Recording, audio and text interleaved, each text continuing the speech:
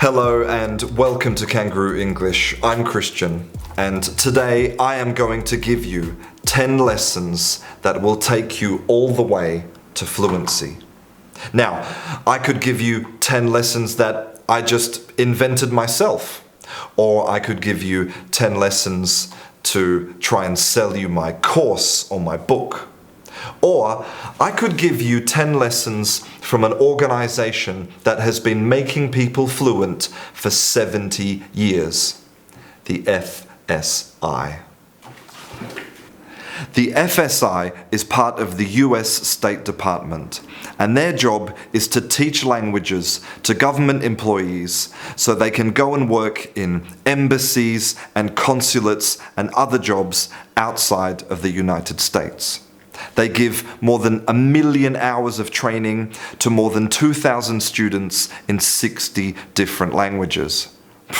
But so what? There are other organizations much bigger, like EF or Cambridge University, who have tens of thousands more students.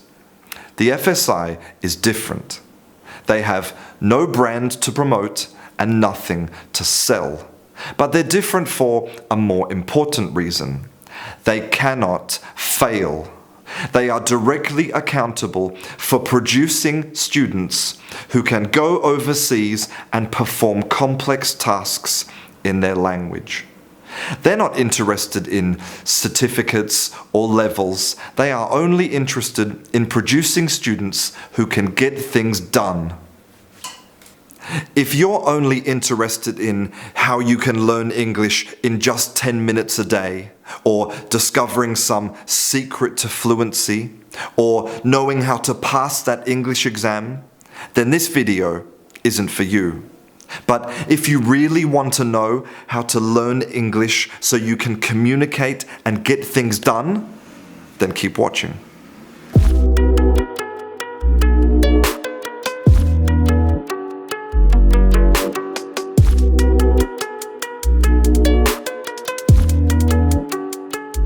Lesson 1 is that adults can learn a language just as well as children.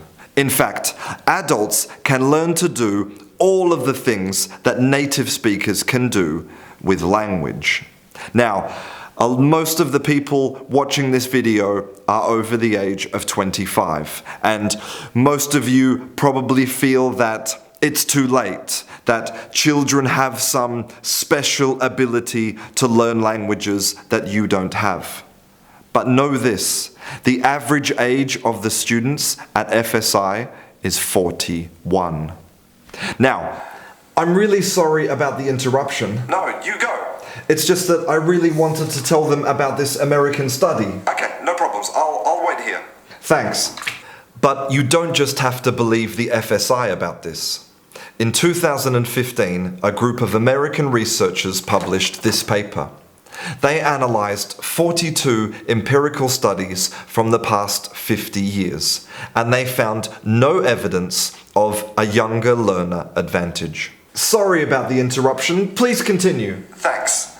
Now, adult learners are not going to have the same pronunciation and grammar and vocabulary as native speakers. But that's not important. The objective is not to be like a native speaker.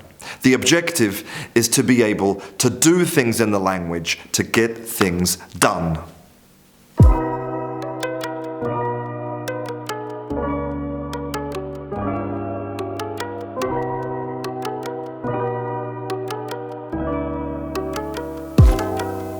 Lesson 2 is the unfortunate fact that some people are just better at learning languages than others. And there are actually some really reliable ways to test this, which I'll talk about in a future class. Now, maybe this seems a bit depressing, but there is actually something you can do about it. Motivation, self-discipline, and the power of concentration are 3 key things that are in your control.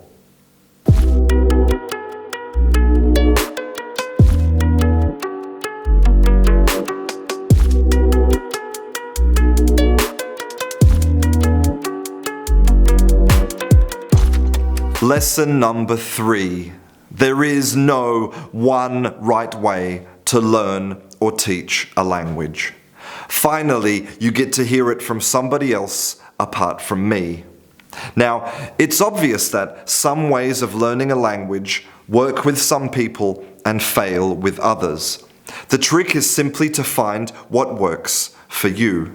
But there is one generalization that FSI makes, and that is when you are at that upper intermediate level, when you're feeling stuck and starting to plateau, a change of pace is essential. Mix it up, try new things, keep it interesting. Common sense, really.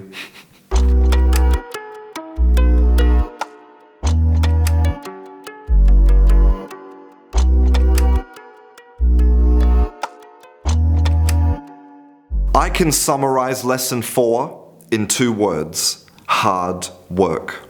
Students at FSI study in small groups for 4 to 5 hours a day, with an additional 3 hours of self-study.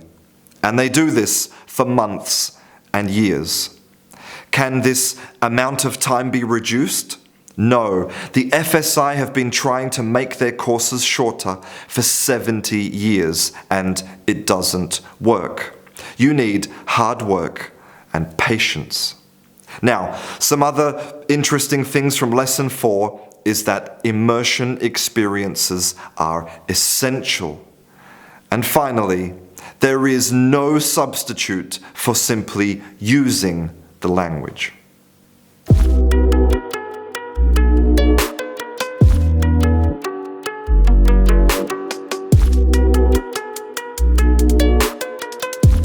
Lesson 5. Knowing how language works can help you to learn a new language. And that's because of the process of language transfer. So if you understand how nouns and adjectives and conditionals work in your language, then you can transfer them across to your new language. But depending on your native language, sometimes these concepts don't exactly correspond.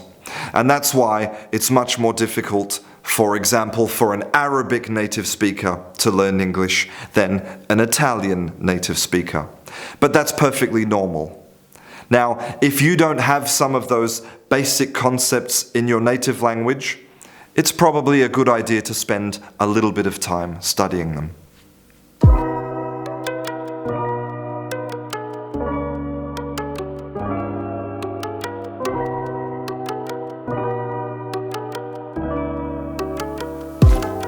Lesson 6. You need to know how to study, how to learn. If you have some formal experience with studying, then that's going to give you a really big advantage. Knowing how to study and how to learn is not something that comes naturally. It's something that you acquire. It's a skill. Now, let me tell you something incredible that proves this point. If you grew up speaking 2 languages from birth, if you are natively bilingual, this does not give you any advantage when you're learning a 3rd language, because you didn't learn either of those languages through study. You have no experience with studying a language, which is really important. The FSI also discovered that general life experience and having something to say is really important and helpful in the classroom.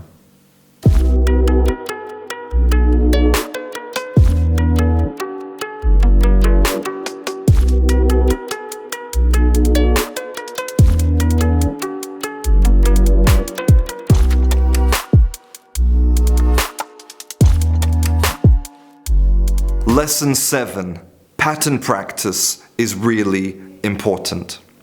Pattern practice is just a fancy way of saying repetition, because repetition makes things automatic, so they are there instantly when you need them. Now, I'm not talking about the kind of mindless memorization and regurgitation of lists. I'm talking about a mindful and focused repetition of vocabulary or structures. So, for example, you might decide to spend the next 30 minutes only speaking in the third conditional, or write a story only using the passive voice.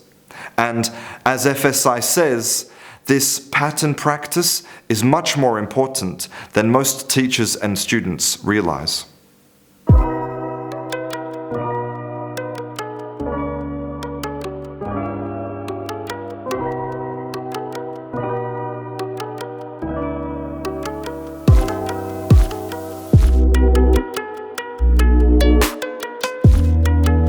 Lesson 8. You want to push yourself, but not too far. There's a lot of research at the moment about the natural sequence of acquisition, this idea that we learn things in languages in a specific order. For example, on your first day of English class, you don't learn about the past perfect. But it's not a good idea to just ignore these advanced structures. What you want to do is make yourself aware of them, raise your consciousness so that you'll be ready to learn them faster.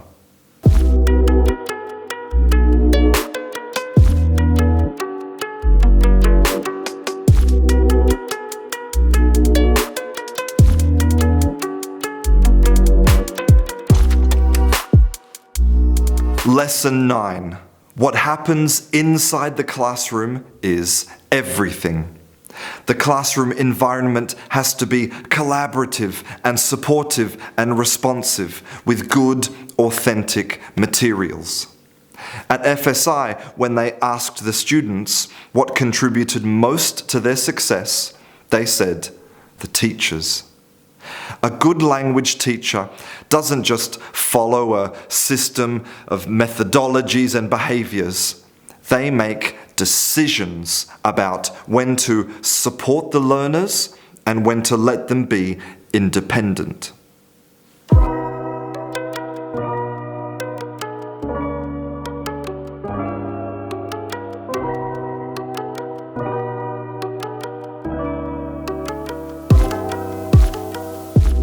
Lesson 10. Conversation is really hard. And that's why it's so frustrating to me that so many teachers and students spend so little time on the hardest thing. Conversation's hard because it involves unpredictable changes in topic, having to listen and also speak, having to take turns, and all of this is happening sometimes in a very noisy environment. Another way to say this would be perhaps stop studying and start communicating.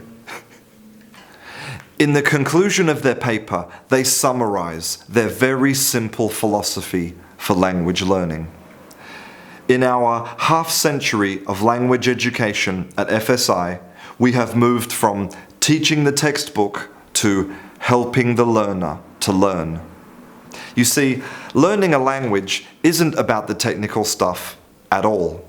It's about people. It's about you. So next time you feel like you need that app or that website or that course or that certificate to succeed at learning a language, just remember these 10 very simple lessons and realize that you can't buy fluency. Fluency comes from practice, and language is a democracy. It belongs to the people. I'm Christian. This is Canguro English. I'll see you in class.